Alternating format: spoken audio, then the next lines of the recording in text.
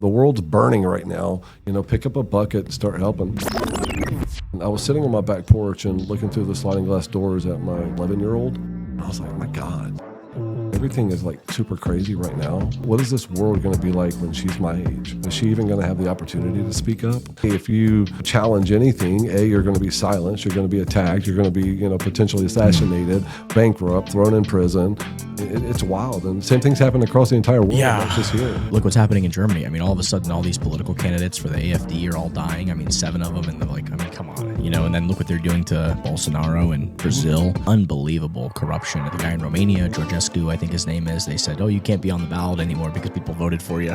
It's crazy. You can get arrested for retweeting. It's straight out of a George Orwell novel. What the war is about is the control of the mind. They've tried to destroy my name and my reputation and my business and all that stuff. And I'm okay with that because I know my reward is going to be somewhere else and it's not really here. It's not even a matter of like right versus left anymore. It's like good versus evil. Get off the couch and get engaged.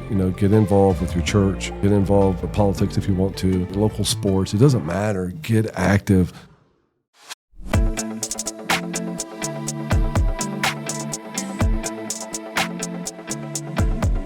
Welcome to Cypherpunk'd, where we explore money's history, crypto's future, and Web3's role in advancing human rights, freedom, and digital liberty. Today's guest is Michael Thompson, a Florida House candidate for District 77, who's shaking up politics with a unique blend of grassroots conservatism and crypto innovation. As the former chair of Lee County GOP, Michael's not just talking about change, he's building it from the ground up, literally using Bitcoin and crypto to revolutionize real estate transactions right here in Florida. He's one of the few politicians actually walking the walk when it comes to integrating digital assets into everyday life. And he's got some bold ideas about cutting Big Pharma's stranglehold on our system. Michael, welcome to the show.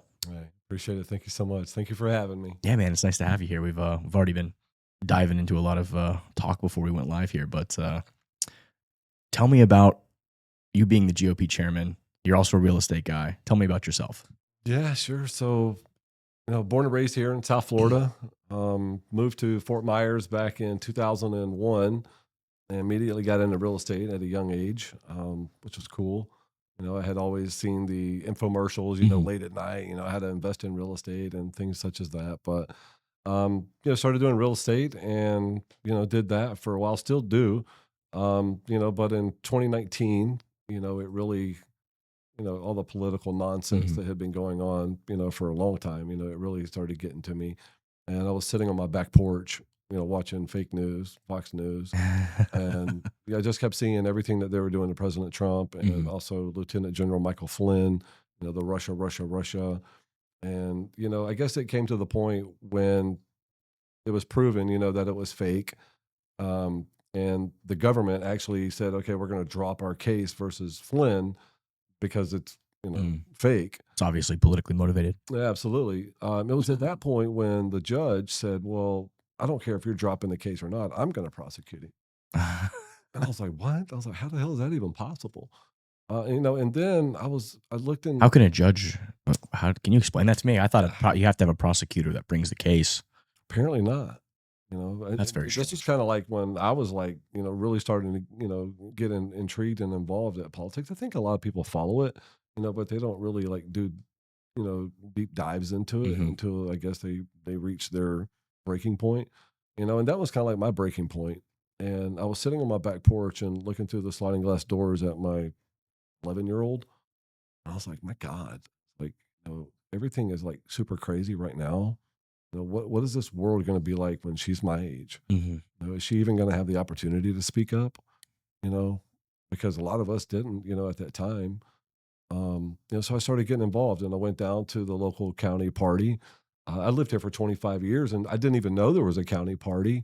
It shows you how well the Republicans message because they don't, so I went down there and I lived in Eastleigh County and, had a nice little property, 10 acres, just minding my own business, doing real estate. And I was like, we need to, get President Trump elected heading into 2020, and I met with the current chairman at the time and the secretary and they were all excited. Oh, that's wonderful. We need, help to get Republicans elected and this and that. And I was like, I don't care anything about that. I was like, I'm here to help President Trump.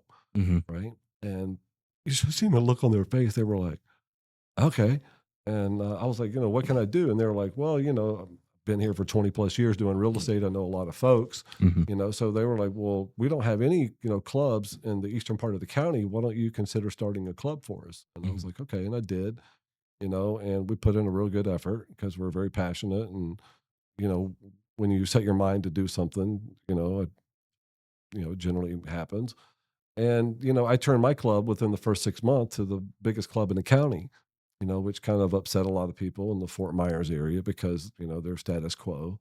And, they saw all the, excitement and everything that we were doing with the grassroots, so there was a lot of jealousy, in that. And, the 2020 election came around. Obviously that was stolen and rigged. And, felt like I was kicked in the gut like a lot of people. Do you think we're ever going to get to the bottom of this? I mean, that judge in Georgia are you familiar with, like how they're fighting tooth and nail to hide those 150,000 ballots? They've got those sworn affidavits from poll watchers who worked there for 50 years saying, hey, there were stacks of ballots that looked like a machine printed them and they weren't folded. They were mail-in ballots. Yeah, it's all fake. What's going on? I mean, are we going to actually, because I've seen some posting on X in the past couple of days about this. Are they actually going to get, I mean, apparently a judge is like, they tried to throw it out without, I think initially it was, hey, you don't have standing. That was what they use on every case. You don't have standing. You don't have standing. Right. And then it went to the Georgia Supreme Court, and they said, actually, the citizens do have standing. They do have standing in this on this case. So now it's been remanded back to that original judge, and he has done nothing. He's just sitting on the. It's been about a year, and he hasn't done anything. It's just like sitting on the docket. So what's going to happen here? I mean, I've heard recently the Fed's going to come in and try to actually access those ballots if they still exist and actually see what's going on. Yeah. Yeah. So I do believe at the end of the day, there's going to be people held accountable. Yeah. I think, God, because it feels like, I mean, it's like nothing has happened. I mean, this is insane. Yeah. It takes time. I can tell you this, when Trump wasn't in office between 20 and 24, they weren't just sitting over at Mar-a-Lago by the pool. They were strategizing on how, once we become, in control of the government again, on how we're going to start implementing this and holding people accountable. And it was kind of like me when, I eventually got elected as chairman of the Republican Party in Lee County in 2022. It was literally death by 1,000 cuts, and these are people from my own party. They were like, oh, well, you do this, everything that they could do to, subvert what we were actually doing, which is putting the party back into the hands of the grassroots. And, Trump has to face that as well, not only from the Democrats, the fake news, but, people, we call them rhinos, people from within the own party up there. So, you can only do what you can do at the time. There's so much to go through, between Russia, which, they've announced that all these hoaxes. Yeah. That. Yeah. So it'll happen, and with President Trump coming out and stating, that he wants to get rid of mail-in ballots, I'm 1,000% for that. Yeah. I mean, it's absurd. I mean, like the fake media narrative on this is just so overwhelming. Like there's no fraud. Meanwhile, they're catching mules dropping off thousands of fake ballots in Pennsylvania in 2024. I mean, it's like unbelievable how bad, like how corrupt and how much they lie about everything. Yeah. I'm so like, this is one issue that I am so furious about. And you know what? Hey, like those 150,000 ballots in Georgia and Fulton in one county, Fulton County, which is, supposedly Biden won the state by like 3,000 or 4,000, 5,000 votes, some small number after a month of dragging out all this bullshit. Maybe you go in there, show us the ballots. Let's see let's actually see them, right? Let's see if they still exist. That'll never happen. That's what I'm saying. I mean, maybe I'm wrong. Maybe I'm 100%. I mean, I don't feel like I'm wrong, but maybe I am. But show us the evidence. Let's see it, right? Well, they can't do that. Of course they can't. The Democrats and them stealing elections is nothing new. Republicans do it as well. For sure. But the Democrats, like today, if you can put an analogy to it, it's like, they got caught with their hand in the cookie jar. Of course. And then when you walk in the room, they like point at you and saying, aha, I caught you with your hand in the cookie jar. It's all misdirection at the point, It's honestly comical. It is. It's like you hear, Trump's weaponizing the justice system against his political opponents. It's like you literally tried to kill him. You tried to throw him in jail. You've changed statutes to go after him. You've got bankrupt him. Fannie Willis and her lover lying to each other. Oh, we don't know each other, or whatever she said, whatever he said. Yeah, so they finally got removed. Yeah. She has no more standing in that case. I mean, that's unbelievable that it took that long. I mean, it's... They can make a Netflix show about this whole thing. I mean, it's so absurd. The wheels of justice. Yeah, it's unbelievable, man. And then you've got the case in New York about the one crazy lady who made up a. She like watched the episode of like what is it, Special Victims or whatever. What's that shit TV show? God. And she's like, oh, Law and Order. Law and Order SVU. She like copies the episode. Like she's like, oh yeah, Trump got me 30 years ago in this closet in the Bergman, whatever place is called. You know, they changed the law in order for her to. That's what I'm saying. Yeah, they literally had to go change the statute of limitations, and like it wasn't a criminal case because obviously there was no evidence of nothing. It was literally they just did like a kangaroo court of like a bunch of people, a bunch of Trump haters, and it was like, oh yeah, here you got to pay $300 million because this crazy lady. I mean, that is such a miscarriage of justice. I mean.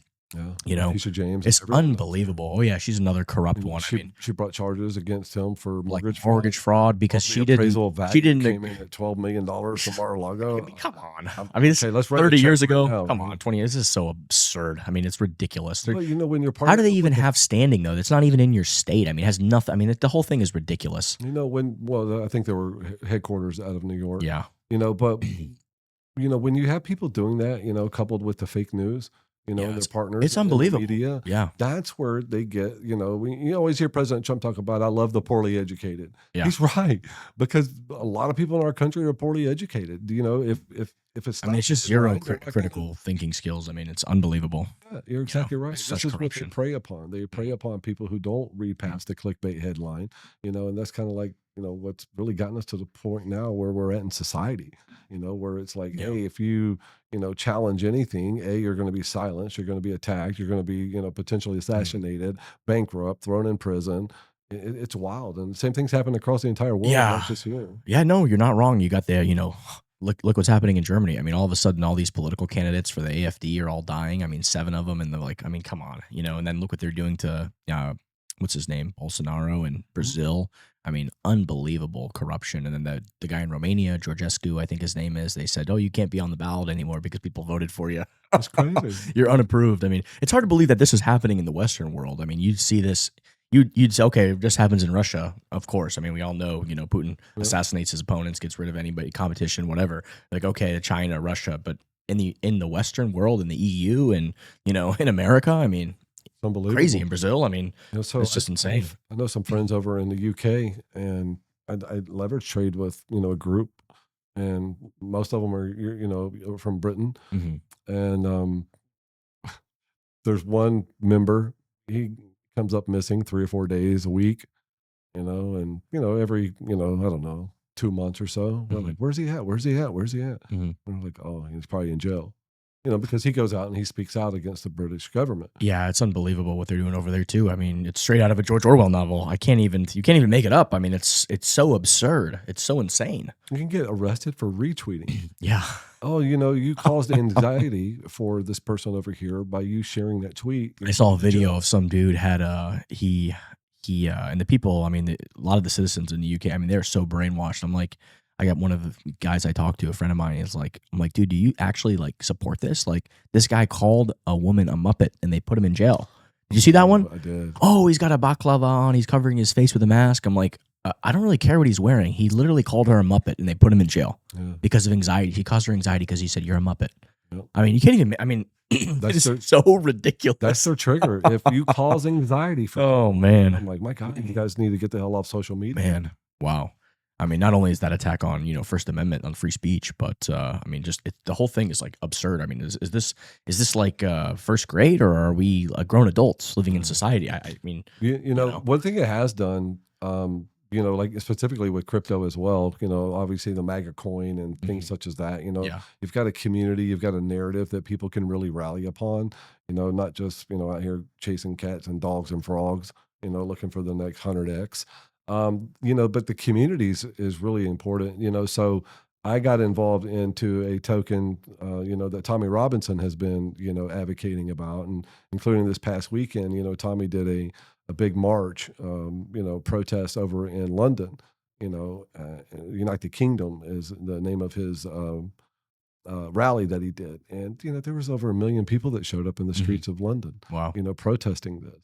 And they've made a coin out of it, and people were really, getting into it. And I think that day it shot up to a little over 5-6 million, and I think as more and more people get into it and realize that, hey, we've had people here that have been debanked, Lieutenant General Michael Flynn, Chase basically cut off his credit cards. a great patriot and friend of mine, Laura Loomer. She's been debanked. I actually just talked to yesterday. I did a podcast with Jorge Draisati. He's the head of his foundation is the Economic Inclusion Group, and he just wrote an article in Reason about debanking, and we talked about it for about an hour and a half, 2 hours about how corrupt it is and what's going on and what the change we need, the Bank Secrecy Act, all these different things. But look at these, from a political activist standpoint, look what happened to the truckers up in Canada. So BJ Dichter is a friend of mine. He comes on here a lot. We're going to do a book series on his book, Honking for Freedom. So awesome. we do it. We've actually talked about this at length on the podcast. Tommy's been debanked.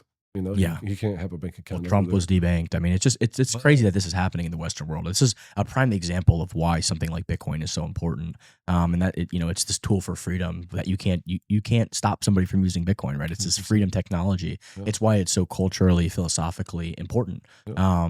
There are other reasons too why it's important, right? Because the government, nobody can debase you, and that's why I would encourage, and I do encourage all of our listeners. I was telling you too, is start if you get into crypto.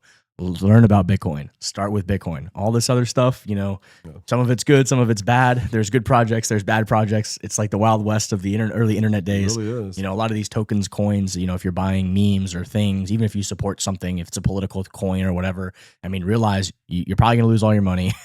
Yeah. It's if you're doing it as a political statement, that's the idea of like a meme, that's fine. Yeah. But understand that it's either a collectible that you're buying for reasons that aren't monetary, and you're just being part of a community, or you're gambling, right? Yeah, so accept really that. No crying in the casino. Realize that.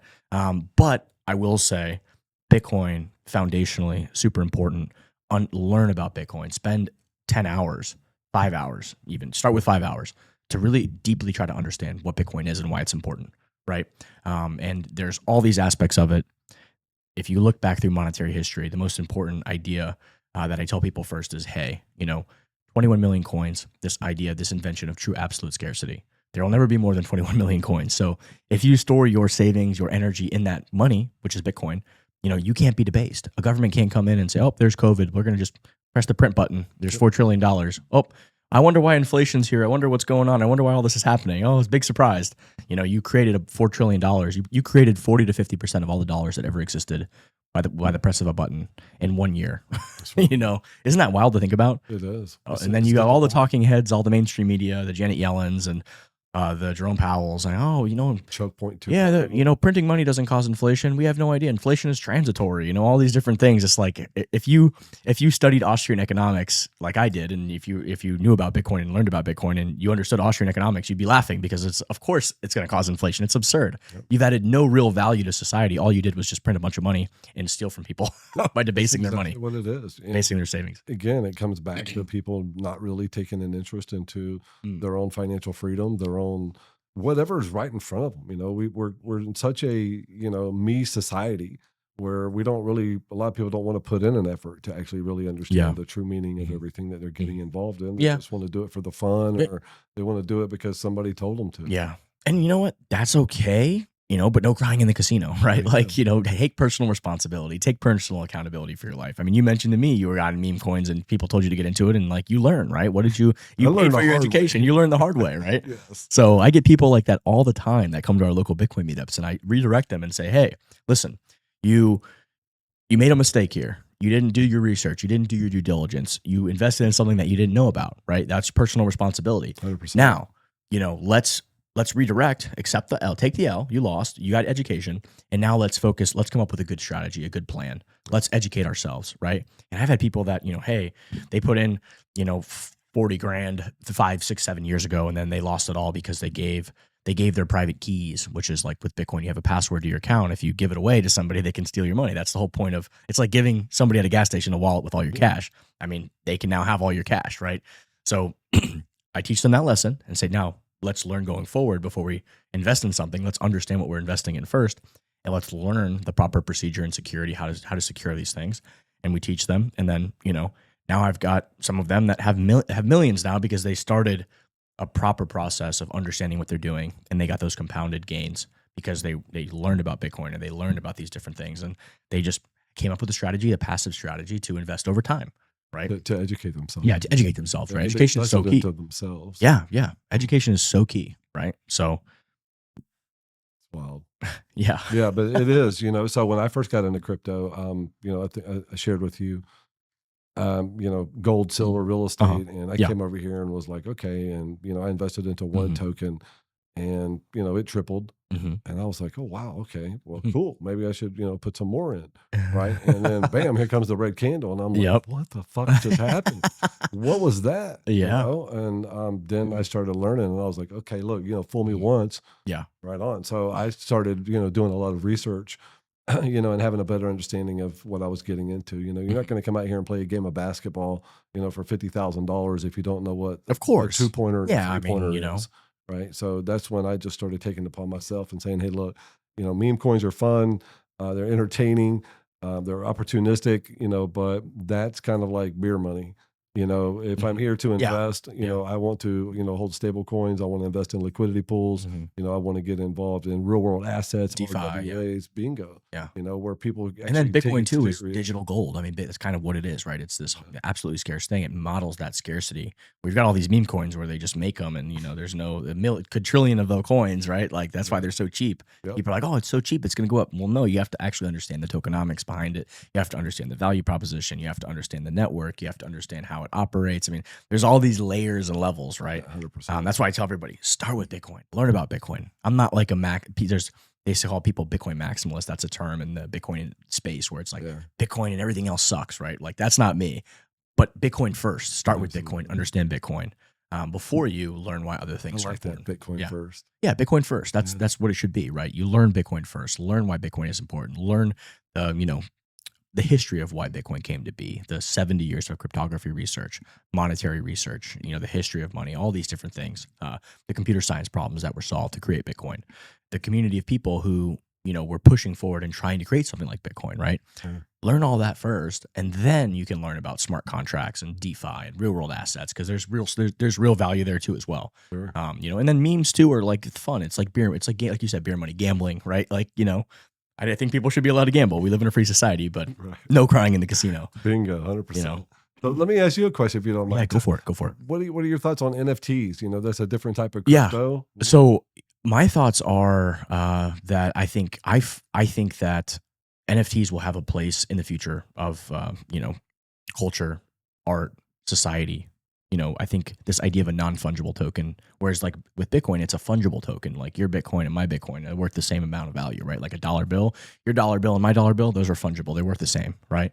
With an NFT, it's a digital representation of something that doesn't have, you're proving it cryptographically that it's, hey, this single thing, this, provenance of this asset. It's not interchangeable with other assets. It's its own specific thing, but it's on the blockchain. I think that's important, and I think it will be useful. And I think it honestly was very useful because a lot of people don't know this, but Trump launched an NFT collection, and a lot of Web3 crypto people bought those NFTs. And what did those NFTs give them? They gave them access to go meet President Trump. So I will say that without NFTs, I don't think this timeline, how we have it now, where Trump's the crypto president, I don't think that plays out. A lot of people don't really realize this. There's a lot of Bitcoiners too that are like, NFTs suck, they're nothing. But without Trump's Ethereum NFT collection that he launched, this timeline would not have played out the way it did. Because you know what? Those people used those NFTs, those membership, right? It gave them an exclusive thing. It gave them access. It gave them a true utility, right? The NFTs can represent club ownership, different things where you can prove that mathematically scarce, there's only 200 of these NFTs and they give you a certain thing or whatever, right? Yep. You can prove that on chain. You can prove ownership of that. But Trump's NFT collection gave a lot of people, a lot of crypto community, it gave us access to President Trump. They got to go to Mar-a-Lago to meet him and talk to him. And then once they explained what was going on, I mean, it clicked for Trump and his family because it's like, oh shit, we've been being debanked. This has been happening to us. What? Damn, I didn't know you guys, this is happening to your whole industry too. So, and then he started to understand and go through this evolution process of, and that's a lot of people, my dad, my family, a lot of people I know, older people in my life, it takes time to really, they hear about, oh, it sounds like a scam, be skeptical at first. But then when they start to learn more and understand more, it's like, okay, I'm open-minded to this, right? And we saw that evolution with Trump. We saw it with people like Larry Fink. We saw it with a lot of different people, right? Yeah. And, that I think, if there wasn't NFTs, this timeline doesn't play out how this timeline plays out, right? Yeah. You know, and to bring it back to Trump, you know, I've been in crypto for 3 years, so I haven't been here from the Yeah. beginning or anything like that. You know, but you know, during last year during the campaign, you know, when they were at Mar-a-Lago and hey, you goggles in the back, right? Remember that? And you know, President Trump was like, yeah, you know, we're going to make America the crypto capital of the world. I think that was the moment where the world started to take like notice into all of crypto, you know, specifically Bitcoin, Ethereum. But that right there, when people started front running what he was talking about, we're going to do a Bitcoin strategic reserve, we're going to do this. I mean, the Kingdom of Bhutan, bro. Has been mining Bitcoin, yeah. Yeah, I mean, God bless them. I couldn't tell you where they're located at on a map, you know, but they see the value in it. Of course. You know, and all the other countries. El Salvador, look at Salvador, Bhutan, Central African Republic. There's, you know, even China and Russia started picking up the pace, you know. Yeah. And it's just wild that, you know, over the past, let's just say 12, 18 months, that I think the entire ecosystem of crypto, you know, has had the global, you know, attention that it's always probably deserved. You know, but never really had, you know, until President Trump really started getting involved with Well, this. it was actually even worse than this. It was like, you know, from 2020 to 2024, developers were fleeing America. We were losing talent. It was fleeing to Hong Kong, fleeing to Japan, fleeing to Singapore. I mean, you could actually watch the share of developers in the U.S. just going like this. So like, it's not like Bitcoin crypto. It's not like this wasn't going to, it's not like it was going away. Right. It was just, the innovation was just not going to happen in the United States. Imagine if we would have done this to the internet companies in the early internet days. We said, oh, we don't want that internet. We don't know what people can put on the internet. We, you know, get those people out of here. Well, guess who would? Somebody else would. Google, Amazon, Facebook. I mean, where do you think all these companies would be now? They wouldn't be here in the United States. No. You wouldn't have had that innovation. You wouldn't have all those jobs. You wouldn't have all that stuff. I mean, America has always been the, you know, the forefront of technological innovation, of capitalism, of freedom, of new ideas. You know, so the rejection of all that, you know, me getting my bank accounts closed down. I mean, like that is literally the rejection of everything America stands for. I mean, that's what we had the past 4 years. So, it was horrible. You know, I got people that I have to pay. I've got employees. You know, I got contractors. I mean, like shutting down my accounts. I mean, this is crazy. Yeah, it's unacceptable. This is not America. It's un-American. You know, that's, you know, one of the things, you know, that I'm passionate about is because, you know, currently, obviously, the past administration, you know, with Choke Point 2.0 and other things, you know, I've got friends in crypto, you know, that are, you know, RWA building in real life. Yeah. And one of them lives in the Pacific Northwest, and he opened his company, per se, you know, in Wyoming. Yeah, that's where I open all my companies now. So right on. Okay, so Senator Lummis. Yeah, I love Cynthia's amazing. She's awesome. Yeah, so I reached out to Senator Rick Scott, you know, here. And I said, hey, Senator Scott, I was like, would you do me a favor? And he's like, yeah, what? I was like, would you introduce me to Senator Lummis? And he goes, yeah, no problem. He goes, just send me a text message like you're, you know, texting directly to her, and I'll forward it over to her. 20 minutes later, she's calling me on the phone. And I was like, awesome. I was like, would you come and do an X space with me? She's like, what the hell's an X space? And I was like, you know, it's a place on, you know, Twitter. This must have been a while ago because she's kind of more active on X now. Yeah, this was last, you know, October, November in that ballpark. And she came and joined. That's awesome. I set it up with her staff, and she came on and joined. And, you know, Gary and Grant, you know, Cardone were there and many others. But, you know, I had the gentleman, you know, in the Pacific Northwest up there because I was working with this group and we do RWAs. And I gave him the microphone, and I was like, look, guys, you know, here's your opportunity to, you know, share your struggles, you know, about, you know, growing your crypto businesses here in the United States with, you know, U.S. Senator Cynthia Lummis. And he was like, you know, my business I opened in Wyoming, I can't even open a bank account, you know? Wow. He couldn't, you know? And she's like, yeah, I know. Yeah, it's crazy. The files are sitting, you know, over here in Washington. They're piling up. They're being pushed to the bottom, you know, because they don't want you guys out here doing anything. Yeah. Because they couldn't control it. Yeah, it's crazy. crazy. Control it. That's why they don't want you to be involved with it. Oh man, yeah. Yeah, Cynthia's awesome. She's so down to earth and just nice and just welcoming and warm. I mean, just a great person. 100%. Yeah, we need more people like that. We need 100%, more innovators, you know, in politics. Yeah, and I don't know about you, but I'm tired of the establishment quo. You know, so that's why Me too. Yeah, getting involved in politics, and you know, I've got a lot of haters. That's fine. I'm not here to make friends. I'm here to make a difference. You know, I got a lot of friends. I'm not here to make friends. You know, I'm here to, you know, try and return America to where it was, you know, make America great again. You know, it wasn't like this when I grew up. You know, I was born in 75, grew up in the 80s and graduated high school in 93. And it was a different world back then. You know, I mean, you could go drive our trucks to school, with a Yeah. gun rack in the back of it, Mm. and not have to worry about anything. Now you look like a leopard and you're a Yeah. crazy person if you do something. It really is crazy. I've been listening to a really good podcast recently. I think Elon posted it on X, an episode from the podcast. It's like a history podcast. It's called What If Alt Hist, I think. And this guy does a great job going through a different history of different civilizations and talking about, blue pills and red pill and all this different, like the culture, the psychology.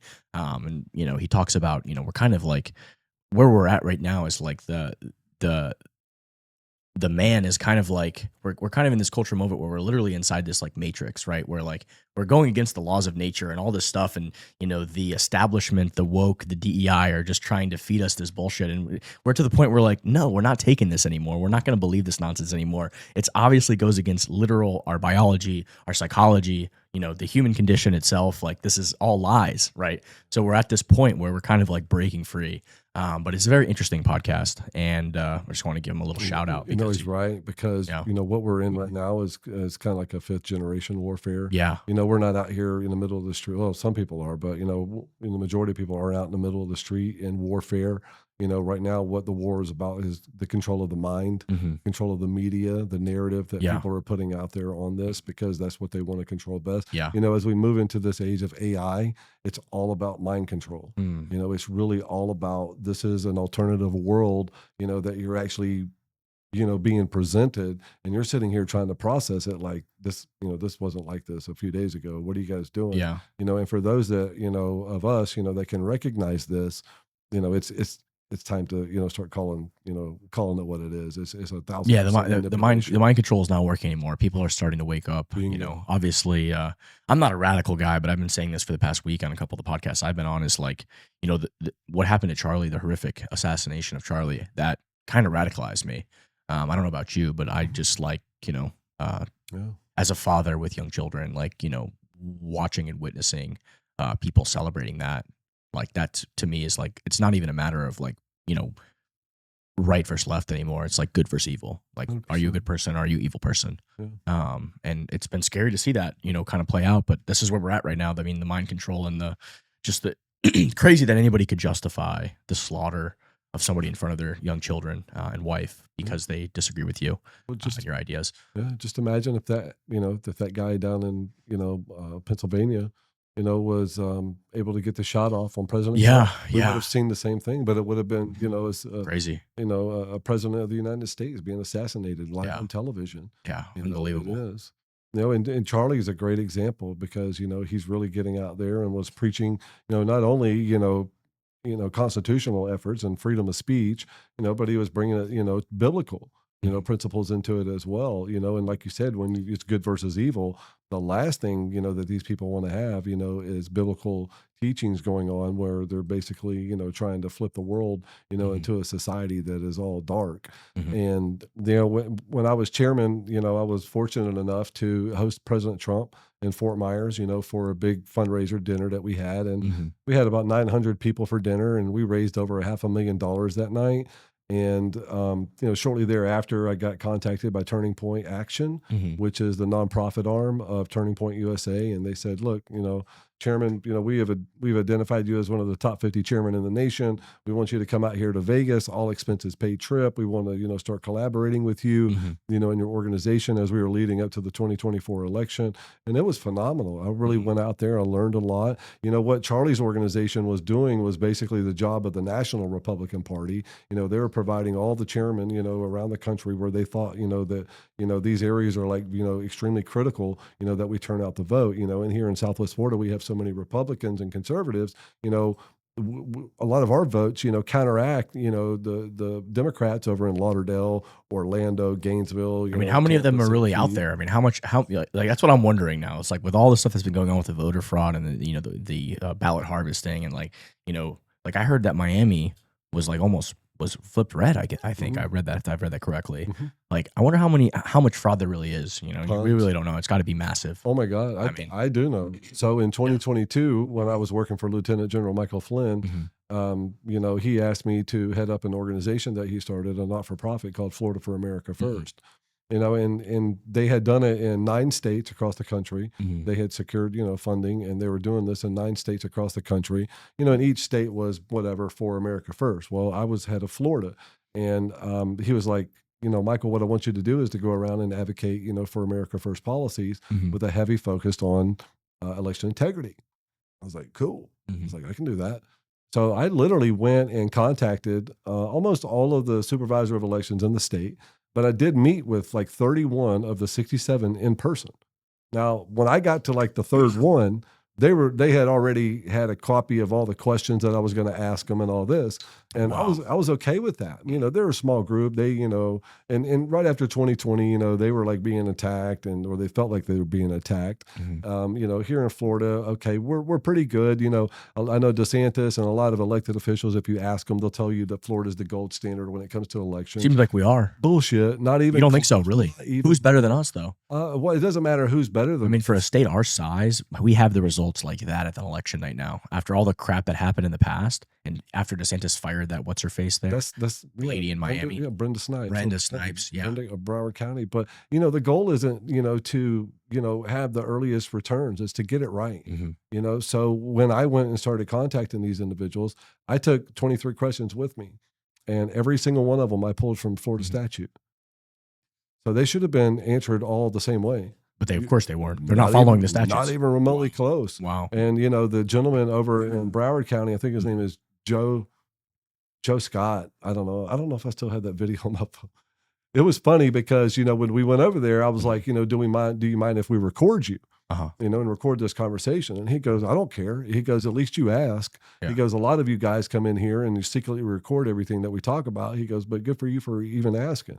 And I said, okay, well, here we go. Let's get started. First question for every single one of them was, what's your biggest concern heading into the 2022 election, Mhm. the 2022 midterm election. And, most of them were like, oh, misinformation, disinformation. And he was like, security. And I was like, security? I was like, what does that mean? He goes, well, there's some people out there, putting things out there, that some people, maybe like yourself, might, take, into consideration that, we're not really doing our job and, rush our precinct, J6. A repeat of J6 is basically what saying, I don't want you guys coming out here and, bum rushing my local precincts and, Mhm. Taking over and doing all this stuff. And I was amazed. But I was also playing along at the same time. I was like, Jesus Christ. I was like, man, I've asked like 15 supervisor of elections. I go, you're the first one who's ever said security issue. I go, and you live right here in Broward County, right? I mean, you're the supervisor of election in one of the most democratic counties that we have in the state. And why do you think that you're going to have that? I was like, have you gotten threats? I was like, have you reported this to BSO, Broward sheriffs? And he goes, oh, no, I don't have no threats. And I was like, well, how the hell is that your biggest concern? Because he was putting a narrative out there, Yeah, trying to put and the all narrative this out other there. stuff, Yeah. But yeah, so I personally interviewed almost half the state, Mhm. and I put together a big report. I did it over at Seated Table here, at Alfie's place, and it was tough. It was really tough, and it was, Governor DeSantis watched it, Uh-huh. and it was tough. It put Florida. There's election fraud everywhere. Uh-huh. I can promise you that much. So in Orlando, Oh, for Orange sure. County, there's a young lady up there. Her name is Cynthia Harris. I did a big event, election integrity event in Orlando, and she reached out to us. She was a Democrat. Mhm. I had independents, Republicans, Democrats on stage, Mhm. and all of them were telling, yeah, this is crap. There's, election fraud everywhere. Of course. So it's not just a Democrat issue. There's fraud on the Republican side. Yeah, I as mean, I well. think when I looked into I think it was Brian Kemp up there in Georgia, and some of the shady stuff was going on. He was going against what's her name, the lady who they gave $2 billion to with No, those. Stacey Adams. Yeah, she's a complete fraud, but I think she might have actually beat him in one of those elections because all of a sudden the ballots disappeared and stuff. I mean, politics is such a wicked game, man. What do you think about putting voting on the blockchain? I think it's a great idea, and it should have happened a long time ago. Maybe it will here in Florida. But there's well, believe it or not, we actually have our friend Carlos Torriello. He runs a company called Simple Proof, and they did in one county in Georgia. They've rolled out a test of this. They've And done it in a few places. what they've done is essentially, I mean, it's not perfect, but they did it for the whole election. I think it was in I want to say Guatemala or Honduras. It was in one of those countries where they ran the whole election. What they did was at each precinct, the election night, they've got a Democrat, a Republican, and an independent or whatever, however, a candidate, a representative from every party. And what they do is they all count the votes publicly together in front of each other, and they create a tally, and all three of them sign off on what the results say. It's like, 5,000 votes for this one, 4,000 votes here, 3,000 votes for this candidate, and then all of them sign their signature. They take a picture, and then what they do is they put it on the blockchain. So it's on Bitcoin's chain. It's hashed and on the chain forever. Nice. So then later what they can do is they can go back if if like Maduro tries to say, oh, I know I lost by 20 million votes, but all of a sudden, I actually won. It was all cheating or whatever. You can go back to each one of those precincts, and it's still possible to cheat, but it makes it a lot harder because it's a lot harder to cheat after the fact. None of this funny business a month after the election, and we still don't know who won between Trump and Biden. Yeah. Oh, we're still counting votes in Detroit, and we're still counting votes in all these corrupt, big blue stranglehold cities where, that are swing state cities. All of a sudden, we don't know. They're counting how many votes they're down. Yeah, exactly. How many more votes exactly. I mean, it's totally insane, right? It's obvious, just total corruption. But yeah, I mean, a blockchain would be truth. I mean, it's very hard to lie there. You can't lie, right? The future's now. We're going to have stuff. I hear you, man. We need it, but I think the reason we don't have it is because they don't want it, because then they can't cheat, right? 100%. So I think that's where we're at. So I'm going to tell you, if I get elected, one of the first things I was going to, file legislation, for open carry, constitution carry. I think we just got that. That's been taken care of now, so we don't have to do that. Okay, awesome. Let's move on to the next project. Mail-in ballots. We're going to get rid of that. That's got to go, man. It's unbelievable. If you have a medical condition, if you're military and you're overseas, okay, we'll put something together for that. Yeah. But no more of this. Yeah, I mean, it's absurd. It's ridiculous. This whole argument that, why should we make voting so accessible? It's a civic duty. You should have to go out of your way to actually make an effort because you actually care. If you don't care, don't vote, right? I mean, like if you're so uneducated and you don't, you know what I mean? Like, don't vote then. It shouldn't be like a common denominator thing. It's if you actually care about it, society, if you actually care, if you're actually educated, if you've done your research, then make an effort to go. I am also a fan of, I like the idea of, we can't vote because we have to work. Okay, make it a national holiday. I like that idea too. Bingo, yeah. Provide public transportation for those Boom. who don't have it from wherever they're at, from their house to the polling location. Exactly. Don't drop them off, halfway across town and take them shopping. No, we'll come pick you up at your nearest, free public transportation pickup, and we'll drop you off over there and do it. Look, There's so many solutions. Yeah, I agree with you. Yeah, I agree with you. We have to have a national conversation about this. And no voter ID in all these states. It's totally insane. That's a slap in the face. I mean, it's so specifically. It's idiotic, man. It's like, you have you have an ID to do literally everything in society. Whether you go to a bar, you get on a plane, you do anything. I mean, come on, it's ridiculous to drive a car. I mean, that's the most absurd thing I've ever heard in my life. I mean, but again, like you said, so many people just believe that low IQ headline where it's like, come on, you got to at least, this is such bullshit. Stop thinking for yourself. Yeah. Okay, do what you're told. Exactly. Yeah. It's crazy, but it would be, if you do win your election and you want to do something on this, I mean, we have some connections that can help with that. I mean, perfect. People keep asking me, what do you want to do, with your crypto legislation? And I'm like, I don't know. The election's not until next August. Okay, and then I wouldn't even take office until November, and then our first session in Tallahassee wouldn't be until spring of 2027. Like we're in the summer of 25. A lot can happen between now and then in crypto and different, laws being passed and made, but I do want to create a friendly environment here in Florida, that's going to bring in more crypto hedge fund managers down to my. Have you met Samuel Arms? Yes, I have. Sam? I've never met him in person, but I know who he is. Yeah. I'd love to introduce you to him. And actually, text me yesterday. I got to text him back. I totally forgot. Yeah. So sorry, Sam, if you're watching this, I'll hit you back, brother. We definitely have to connect to do a podcast because he wants to come down and do a pod. So yeah, that's cool. So he was working with Joe Gruters, our state senator, for the Bitcoin Strategic Reserve, which was a complete disaster. Why was it a disaster? Because it's politics. Oh, really?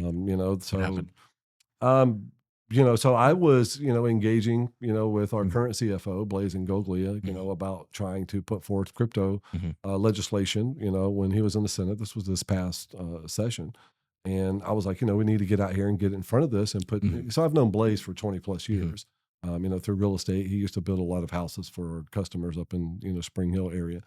And, so I reached out to him and seen him at a bunch of events when I was part of the state party. And I said, look, we need to focus on crypto. Let's put together a Bitcoin Strategic Reserve. I didn't know Joe and Sam were working on something like that. So I was talking with Blaise about it, providing him with verbiage from, Texas and other states. And, I was like, come on, we need to get this going. Oh, we got plenty of time. We got plenty of time. Well, yeah, time ran out, so, and then, I learned about Joe and, the bill that he had put forth and that him and Sam were working on. And I was like, all right, cool. Somebody actually took care of it. Right. Cause I couldn't get, Blaze to get moving on it. So I'm a part of the Florida Business and Blockchain Association, FBBA. That's what Sam has run for a long time. So we're kind of pushing forward. But if you have any great ideas, let me know. Yeah. Awesome. So I just got introduced to her maybe a week or two ago, and her and I have been talking. I believe she's a lawyer, right? Yeah, she's in South America right now, but she'll be coming back up here. So yeah, she's part of the FBA. Yeah. Yeah, there's a ton of things that we could be doing. Well, let me know, because we get Sam here, and we got through the anti-CBDC stuff that a lot of other states copied. So love to collaborate. So let's do it. Let us know. I mean, everybody pull up a chair if you got ideas. Let's sit and talk and strategize. And I've been trying to. I'd love to get some good mining going here in Florida with the Sunshine State. We got tons of energy here. So something we could tap into that's competitive, more competitive than a lot of these other states would be real nice. So, well, unfortunately, we'd have to probably get approval from Florida Power and Light. That's they pretty much control the Florida legislation. Legislature up in Tallahassee. So. As many, rate increases that they can get, the better off they are in squashing, solar energy, because they want to control everything as well. So, FP&Ls, we need to do better, than what they've been doing with people. I know a gentleman over here in Naples, Florida, who put a Tesla roof, I call it a Tesla roof, a solar roof, on his house. And they told him, look, we're not going to buy any of your leftover energy. Yep. Wow. Yep. That's because they don't want to. They want to be able to control the narrative, the legislation. They want to be able to dictate to people, and we're in such an age right now where authority is being dictated to by the grassroots, people, just your common man, and saying, look, we're not going to put up with you no more. There's other ways to do things. And if you guys aren't willing to sit down and have a conversation with us, then good luck. Yeah. Wow. Wow. Interesting. So, what ended up happening with the Florida Bitcoin Strategic Reserve? Because don't we have like $3 billion of surplus or more in the state of Florida, which is incredible. Yeah, we have a $2 billion rainy day fund. That's pretty incredible. Politics really came to play of it. At the end of the day, it was more of a competition on whose name was going to be on it. Oh, really? Yep. That's too bad. That's politics. Yeah. And that's the garbage. See, like, the way I think about it is, like, Florida is one of the better run states. So, like, if you're talking about all this political stuff in Florida, imagine how bad the other states are. Like, wild. Politics is tough. It is, yeah. It's really. I ran from like mosquito control when I was like 18, and like, because my guidance counselor was like, "Oh, I'll run for mosquito control," and like I had people writing hit pieces on me in the local paper. It was like crazy. Yeah, I was like, couldn't believe it, man. What an experience! Doing that at such a young age. I mean, good for you for doing that. Get involved. If you're concerned about what you're seeing in today's society, I got involved in politics because of national politics, watching fake news on TV and seeing everything happen to President Trump and Lieutenant General Flynn, but when I started engaging here locally, I was like, my God, I was like, I don't even have to go far. I go, it's nothing but swamp rats, everywhere you turn. It was honestly, man, it was a disgusting experience, and it made me just disgusted by politics in general, just having people that, like, I would go to these meet and greets or whatever, and then like they'll say one thing to your face, and the next day they go on the record and say completely different. It's like, what? These people are so fake. Like, I was just totally disgusted by it. Yeah. As a part of the reason I'm doing this podcast is to kind of put some positive messages out there to educate people, to inform people. There's this this podcast is called Cypherpunk'd, but there's this famous expression we have, cypherpunks write code, which basically means like what you're doing is inside the system, what we're doing is outside the system, right? And I think both are important. I really do. But this is an interesting thought. Yeah. I know most people who come to some of these meetings politically around town. The most important thing to them is taking a photo and saying, "Oh man, it was a great time last night at whatever club, and I got to meet so and so, and oh, look at me." Okay, well, really, how does that move the needle? You're out, you're talking with people, but are you sitting down having strategic conversations about how you can offer solutions, or are you talking about the next drink? I mean, come on, get involved, people. The world's burning right now. Pick up a bucket and start helping. Let's move over to a little bit more crypto-centric topic. You've been a big proponent of RWAs. you're all in on tokenizing real estate. In simple terms, how does putting a house on the blockchain help the average Floridian? It's a good question for you. Yeah, well, no, it's great. So a lot really, because when you bring crypto into the real estate market, yeah, you're providing another source of funding. So that's going to help real estate right off the bat. I know a lot of mortgage brokers probably don't want to hear that, but at the end of the day, it's reality. There's a lot Mhm. of money put into crypto, and in the past, I know a lot of people don't really want to, say that, but there's a lot of people who have crypto holdings. Yeah. They used to be looked at as a leper. Now they're looked at as, wow, man, I wish I was that guy. Well, you don't have to, sell your crypto in order to Yeah. purchase, high dollar ticketed items anymore. Mhm. You can do it, using, Bitcoin or Ethereum. And, it provides transparency Mhm. because everything's going to be recorded on the blockchain, Mhm. and it's going to get rid of title policies, in my opinion, one Yeah, day. it's a huge right for disruption. Yeah, absolutely. But it teaches people, another avenue of finances. Mhm. And I think that's really what people really need to see, coupled with the fact that, crypto is an international thing, so if you've got, someone like, here we're at in Naples, Florida, if we got a $20 million property for sale over here in Port Royal, well, okay, now we find a person over in whatever, Russia. You name a country, they're going to have to convert, everything they've got into Mhm. USD. It's going to be fees, but hey, you know what? We can do smooth, fast, quick closings using crypto. You don't have to get into a lot of other this stuff, and I think it's really providing good opportunities. One of the things, that Bill Pulte has been doing up in, FHA and Mhm. Fannie and Freddie, is now people who do have crypto holdings, can use that, Yeah, that's as, been hey, huge. yeah, during a Yeah. mortgage pre-qualification process. Mhm. Look, I know a lot of people, that have more money in their crypto holdings in their crypto wallets than they do in their real wallet, Mhm. but Yeah. they don't want to share that because, the KYC and all this other stuff, which they're going to have to do through real estate purchase to begin with, but at the end of the day, I think it's a bullish for crypto. It's bullish for real world adoption. Mhm. I don't think people are coming into These things aren't crypto, going away. I mean, so not you even might as well, close. Yeah. figure out how it's all going to fit together, because that's, the world we're moving to. Bingo. And I the don't other, think people are coming to crypto to, trade shit coins and NFTs. They would have already been here. I think the real world adoption of people seeing it in real world. Hey, I can purchase a house yeah, using crypto. I can purchase a car. Mhm. I can even go to Steak and Shake.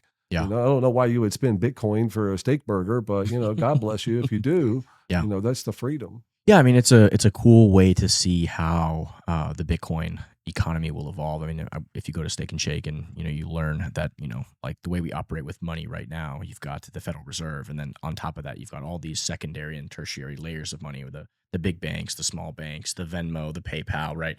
And Bitcoin right now is just this base layer, but now you've got the Lightning Network, which is kind of a secondary layer on Bitcoin, and it's really smooth and easy to use that to transact and purchase, and you can go anywhere in the world and use that, which is pretty powerful, right? Yeah.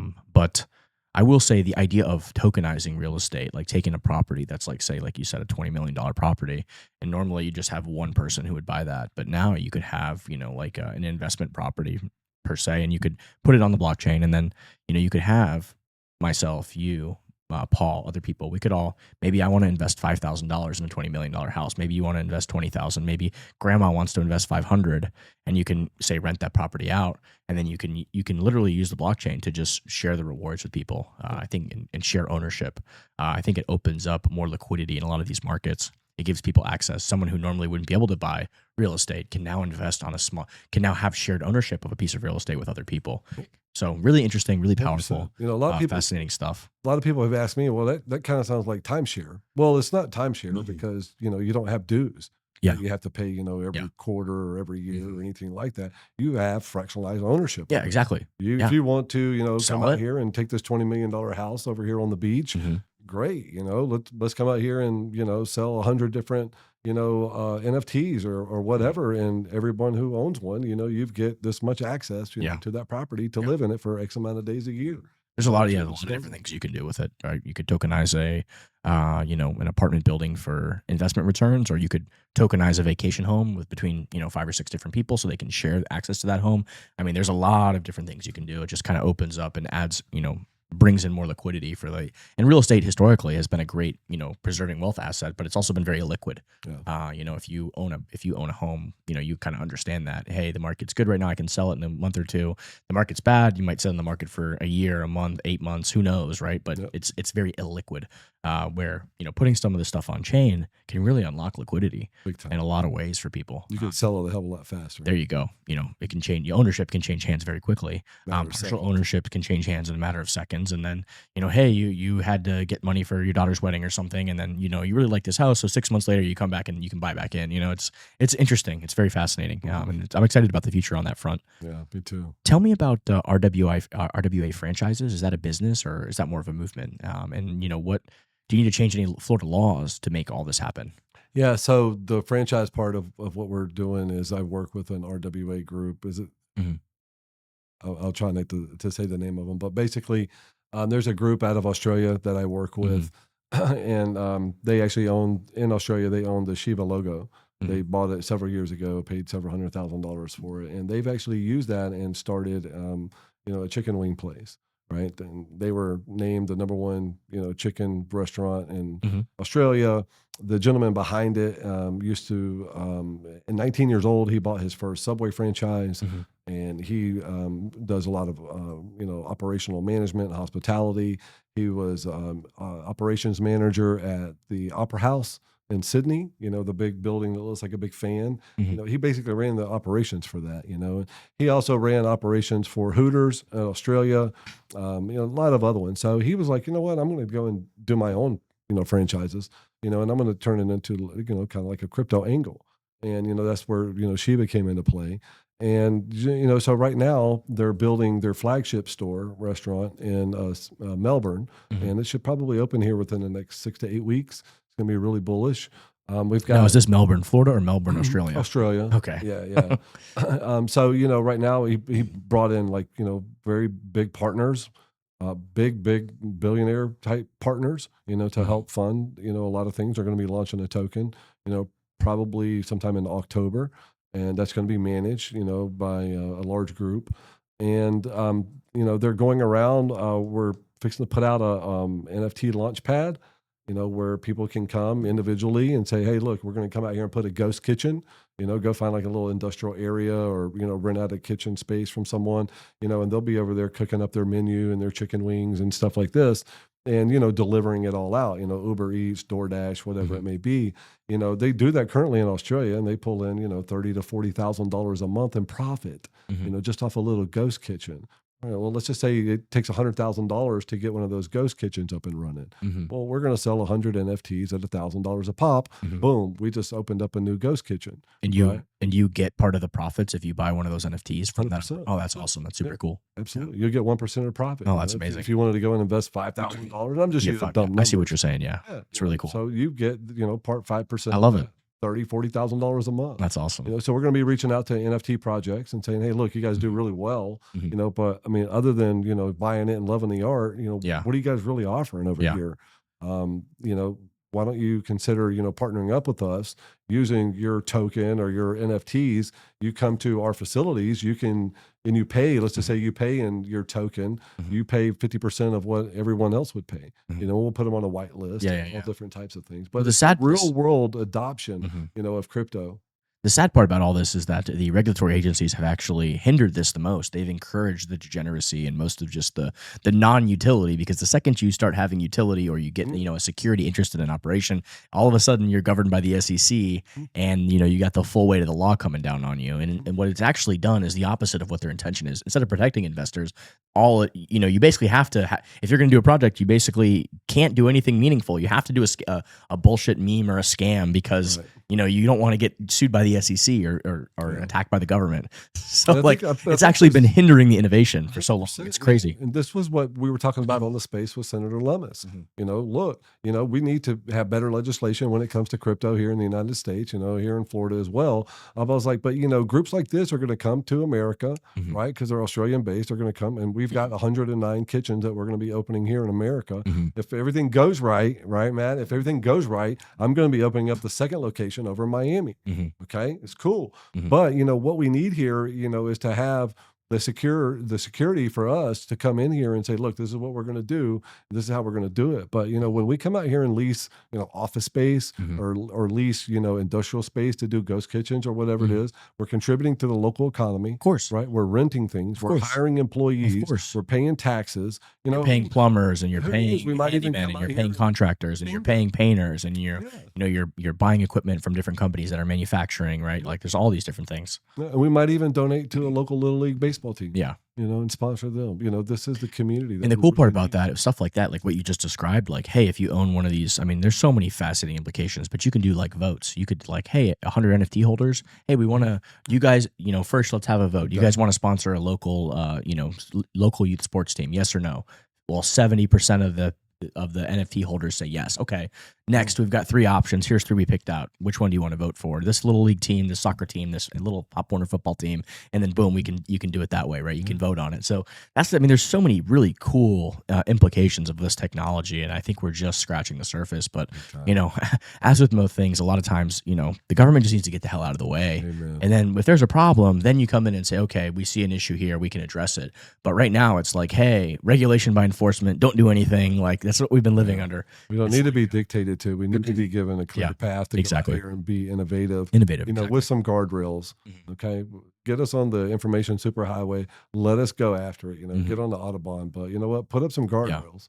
The thing a lot of people don't realize is that they're like, things like fraud is illegal already. Like, whether it's crypto, whether it's, stealing, all those things are already illegal. So whether you do it with crypto, whether you do it without crypto, whether you that's already illegal, right? 100%. Like, the regulation is already there for that, right? Yeah. But if you're an honest participant doing honest things, you shouldn't have to be scared that, oh my God, I don't want the SEC to come after me or the CFT, or you know what I'm saying? Like all these government organizations, like you should just be, okay, let me innovate, let me go do stuff. And if I operate ethically and honestly, and, with obviously the beautiful part about capitalism is if, people find value in what you're doing, it grows, right? It's not as there's this illusion that we have with the modern left, especially, is that it's a zero-sum game.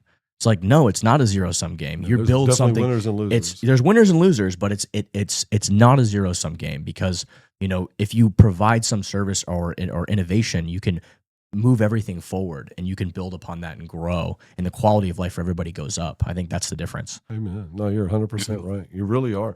I tell my daughter every day, well, she's almost 17 now, but I remember taking her to pre-K, 4 years old.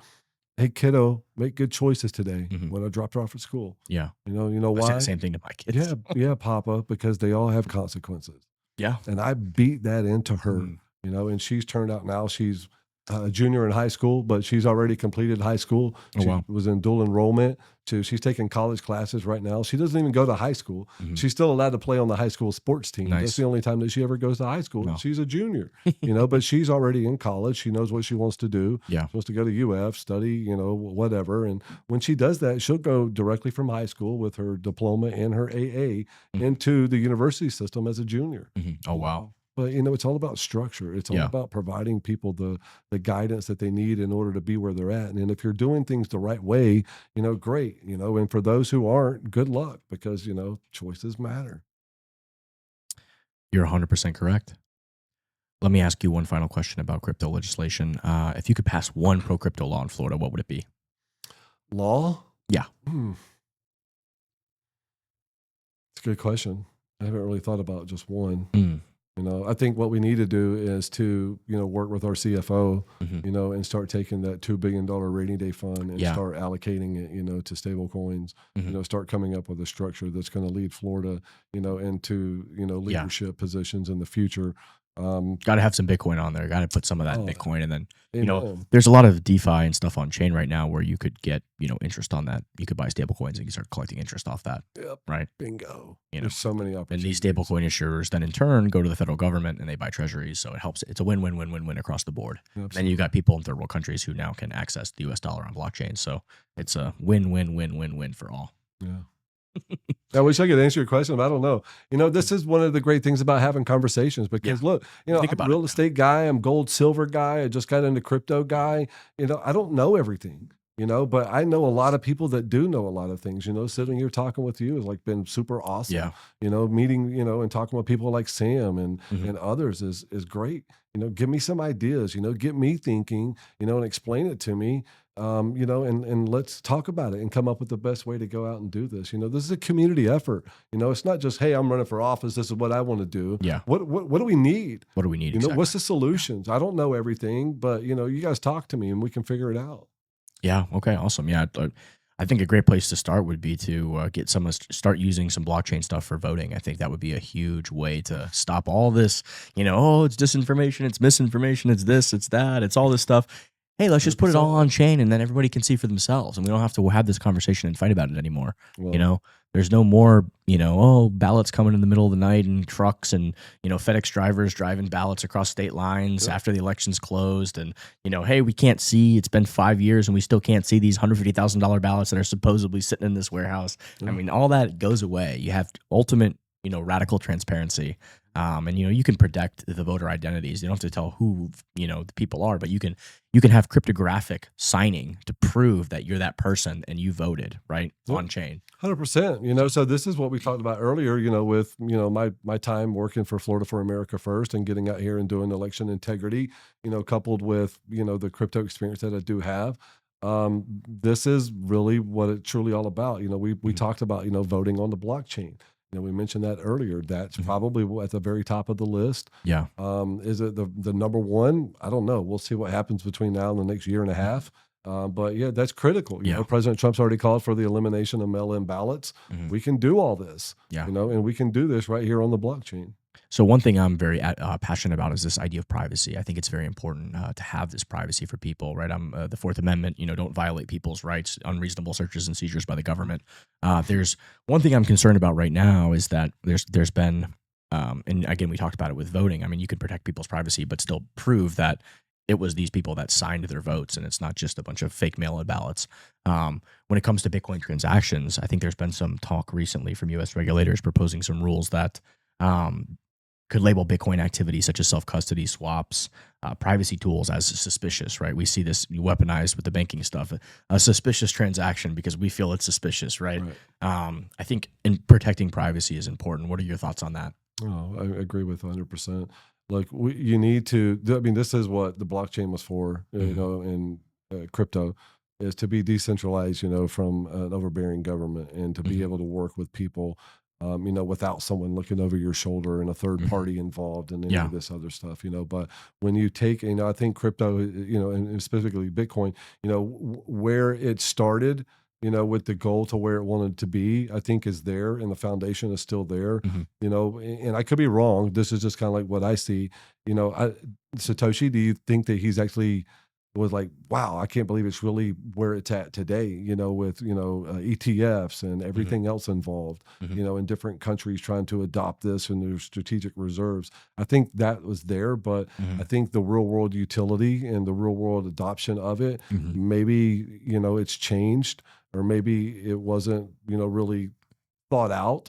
Not that, you can think of everything, but I'm just saying, I don't know, the utility of it all, you have to be able to adapt a little bit, but, keeping everything the way it was originally is critical because that's what it was here for. How are we going to adapt that, into an evolving society, and still be, efficient doing it is a big question. So, one of the questions was early on, there was kind of this debate about, how are the miners who secure Bitcoin, like myself as a miner, how would we be compensated going forward, right? Because Bitcoin's this absolutely scarce asset. There's only 21 million. So over time, the miners, the inflation is known perfectly for everybody. It's a transparent inflation rate, right? Over the next 140 years, we'll eventually get to 21 million Bitcoin. There's 2 to 3 million Bitcoin left to be mined by miners, and those rewards are going to be halved every 4 years to go to the miners. The question a lot of people had was very early on was, hey, well, if you're not giving the inflation to the miners, how are they going to get rewarded? Why would they keep trying to secure the network, right? What's the incentive for them to continue to provide electricity and machinery to do that, to keep it decentralized and to keep it transparent, et cetera? And Satoshi kind of said, there's this idea of transaction fees. The more people that are using the network, right, the fees will be more meaningful for the miners. And we have indeed seen that since the inception of Bitcoin to now. The fees are higher than they were, right? The fees have slowly gone up because there's more demand to use Bitcoin.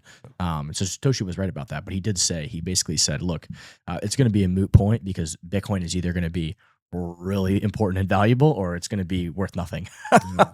And boy, was he right about that first thing, No right? doubt about that. He had the foresight to really think about the system and the design and said, hey, if there's a real demand for this thing, like I think there's going to be, this idea of an absolutely scarce, decentralized internet native money that's, it's going to be really important, and that these problems are going to work itself out. And I think he was indeed correct about that. 100% visionary. Visionary, yeah, he really was. Innovative. Yeah, I think I keep saying I think he deserves the Nobel Prize of Economics, and also a Peace Prize, because Bitcoin, by its very nature, is this money that can't be forcibly taken from you.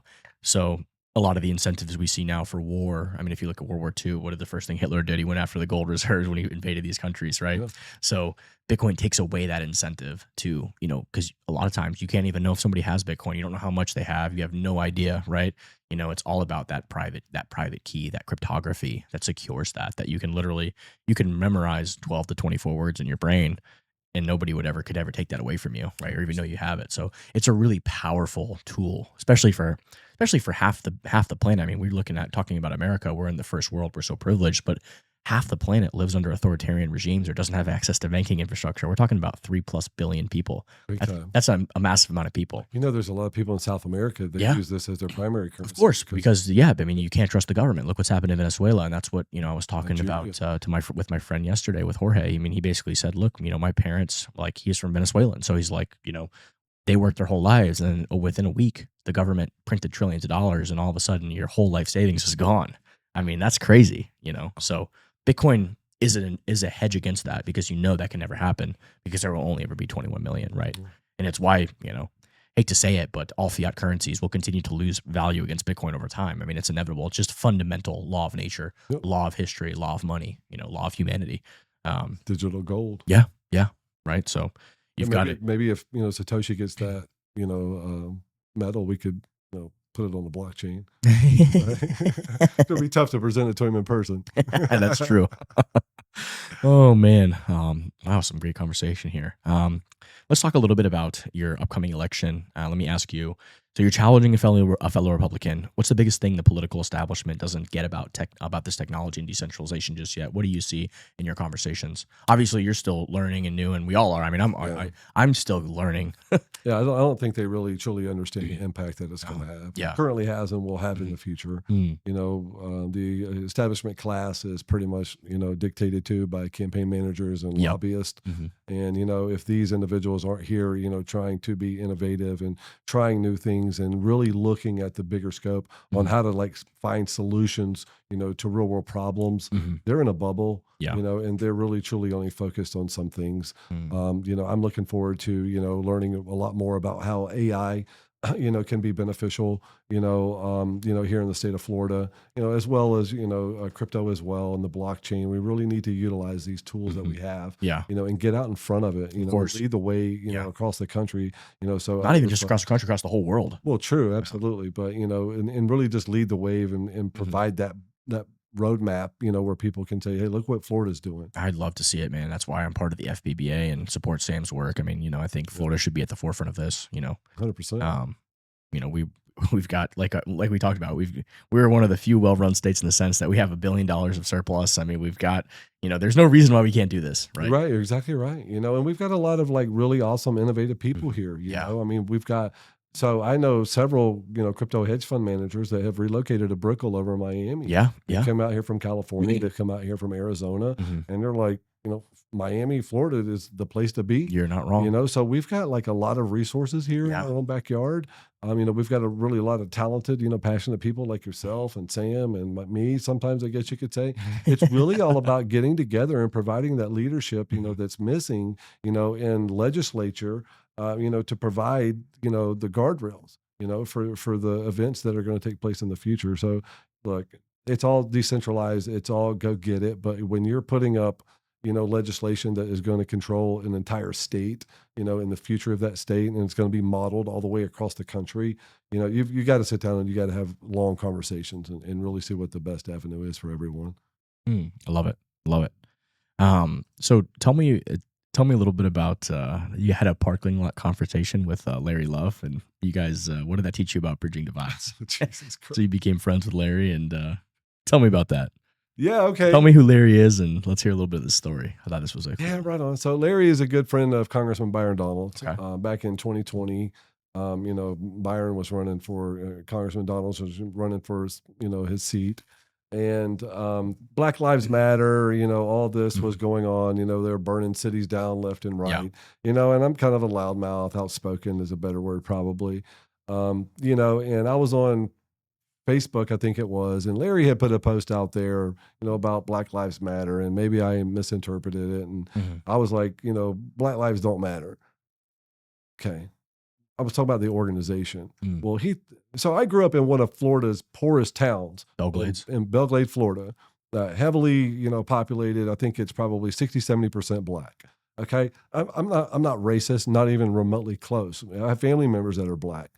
So when I put my comment out there, it was geared towards, the Black Lives Matter organization, which is what, he was talking about. Well, he took it as, oh, you're just another racist and this and that. And, then he, did a video saying that, oh, when people run their mouth like that, they get smoke from where I come from. And okay, bro, I grew up in, the ghetto. I know what get smoke means, so anyway, I saw him at a campaign event over, I saw him at a campaign event over in Cape Coral when we were opening up the Trump campaign office on Del Prado. And this was probably about a week or two afterwards. And he had kind of gone quiet, on social media at that point. I think Congressman Donalds told him to, get off social media because everybody was like railing him. Michael doesn't. Social media does bring out the worst in all of us. It's, I try to limit my time on there, honestly, because just like, the problem is our brains are wired to just go anything that's like controversial. It's like crack cocaine for our brains. It's like, group fighting, all this stuff. It's like, adrenaline. It drives engagement to the app. It does this stuff. So I found myself like really limiting my time or else I just go down these rabbit holes. It's like 100%. Kind of bad for society in a lot of ways. It's so negative. It really is. But I saw him at the event and I was like, and I was standing next to a guy and I was like, who's that? And I was like, that's Larry. And I took off after him, and that guy was like, "Oh hell, here we go!" So he goes inside and gets, Congressman Donalds, and at the time, the Lee County GOP chairman John Martin, who's like 6'7", he's our current state senator. And I was out in Larry's face, and I was like, blah blah blah, and I was like, I grew up in Belglade, Florida, and I've got family that's Black. I was like, you ain't got a clue on what you're talking about, and he was like, oh well, I grew up in Immokalee. And I was like, well, yeah, we used to beat y'all's ass and playing football all the time, right?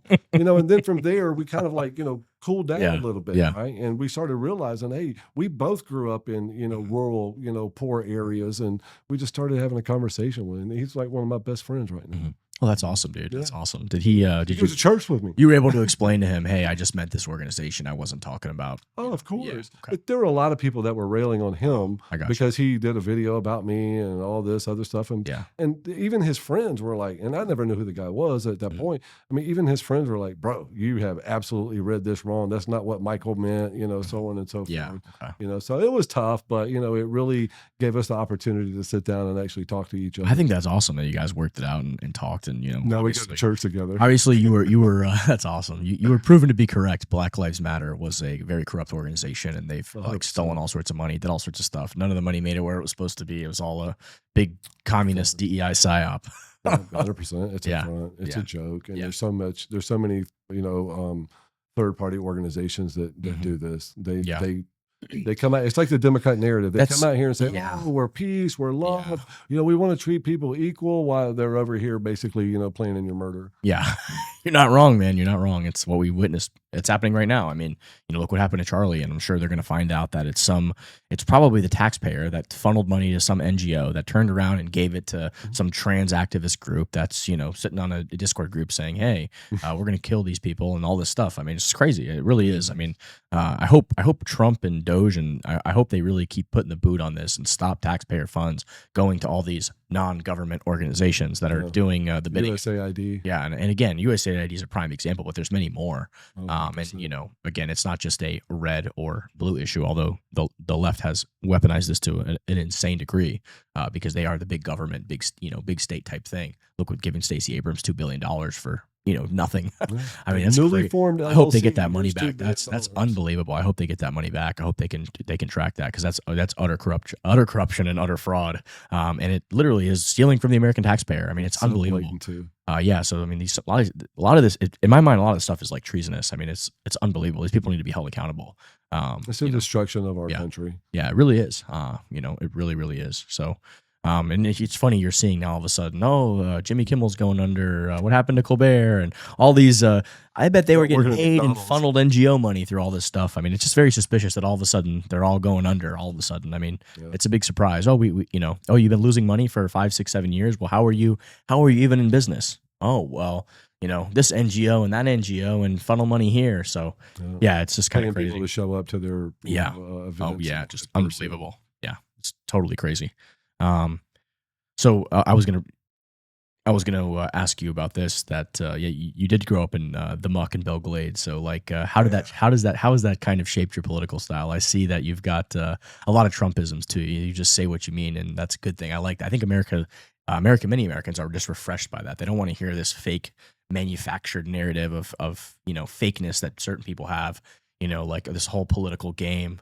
That I'm this stand up, like just be who you are, like and I think Trump has really smashed through the glass door on that, where he's basically, hey, I'm just gonna I'm a human being, so like I'm flawed, I have my perfection, I have my pros and my cons, but here's what it is, right? I'm going to tell you how I see it, whether you like it or not. So obviously a lot of people are upset by that, but then a lot more people are they're refreshed by it. It seems like you kind of have that similar vibe to your political style from my interaction with you. Yeah, a little bit. I guess growing up, in Belglade taught me hard work. You got to get up and get after it. You never confuse activity with productivity. Treat people fair. I grew up in a small town, so word gets out fast. If you're a complete loser. But at the end of the day, I think it's we've always had to fight for everything that we've got. We weren't, born with a silver spoon in our mouth. I mean, we lived in a double wide trailer. We're Americans, and we get out here and we do the best we can, with, a church background, and just trying to live a good life. A small town life is what I had. And, when I left there and I came over here, it was like, wow, I kind of felt like Opie, I got involved in real estate, and I was like, God, dog, man, there's like some sharks here, So I really started having to open up my own horizon, I guess you could say, and really understand that, hey, I'm not in Belglade anymore. I don't know everyone here. Everyone here is not actually here for, to contribute to society. They're here for their own self-interest and their own extraction. And, I guess I've kind of just gotten old, at this point where I'm like, I don't really care anymore, just start calling it out. It is what it is. I try to do it in the politest term that I can, but, I'm not going to sit around here and beat around the bush and be Mr. Political guy and all this other stuff, because I think that's, ingenuine. And I think there's a lot of people, like you said, that look and say, hey, you know what?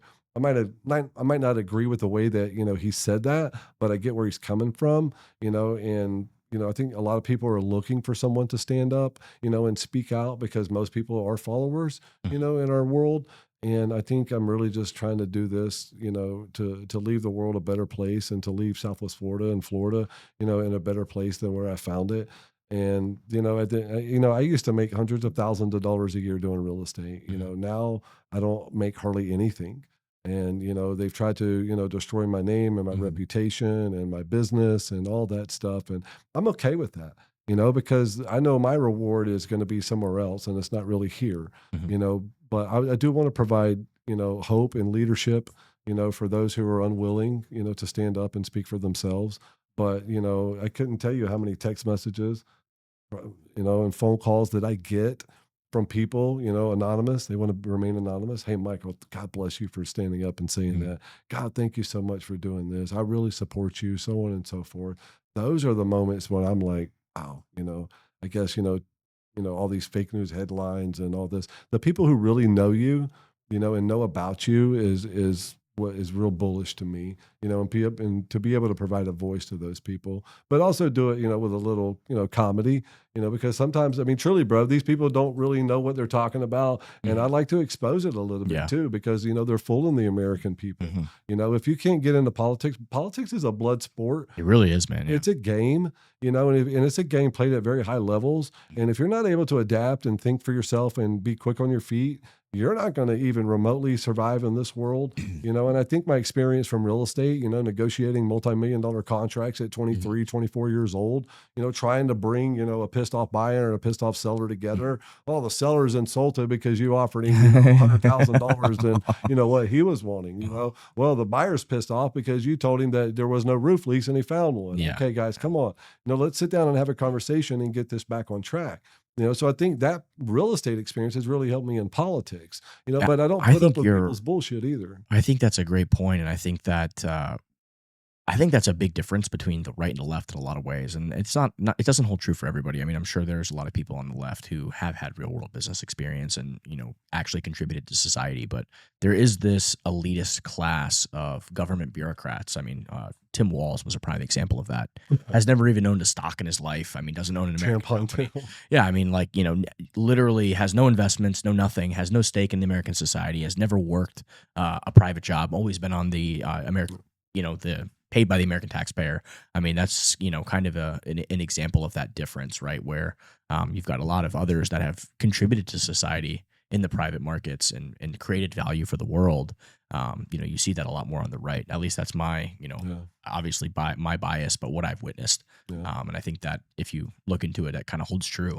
Yeah, you're 100%. Yeah. I couldn't agree more with you. Yeah. There's people who are here to extract, and then there's people that are here to contribute. Yeah. And you really see a difference. And look, the Republican Party, everyone talks about, we need to change the Republican Party. We need to do this. We don't need to do anything. We need to change people within the party. We don't need a third party, Elon. I'm sorry. I think you're seeing that, actually. I mean, the Republican Party has become more so what the Democratic Party kind of more used to be in the 90s and early 2000s, where you've got a lot more of the moderates and you've got a lot more of the, hardworking people, the working class. Look at Trump's administration. It's full of former Democrats. I mean, you got Tulsi Gabbard in a position of huge power. You got RFK Jr. in a position of huge power. I mean, and these are not thriving too. Yeah, thriving. I mean, and that's the appeal of the Big Tent party, right? And there's a lot of debates within, that Big Tent, a lot of debates, but I think that's healthy. That's good. It's America. So, it's America. Yeah. And then you've got the, the left is this, seems very radical. The communists and like socialists are taking extreme control of that party. They're cheering on assassinations of people who they disagree with. They're pushing, radical, thoughts, sex changes for children, for the trans ideology, all this stuff. I mean, when, we're not killing them. Like, we're just saying, hey, we don't agree with this. Yeah. This is wrong, right? Yeah. And for that, it's a garbage lifestyle. I gotta be honest with you. As a Christian, it offends me to, the moon and back, taking the innocence of a child and basically putting your own will, to them. Yeah. And everything that it's you just twisted. It's disgusting, but we're not killing you. We're not killing you. You know what I mean? Like, we just disagree with that. There's, it's an interesting time. It definitely is. Do you have any final thoughts for us, Michael, before we close out here?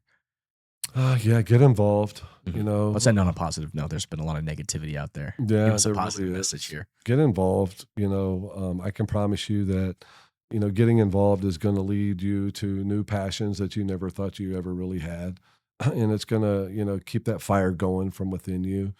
You can either exist, or you can coexist. Get off the couch and get engaged. Get involved with your church.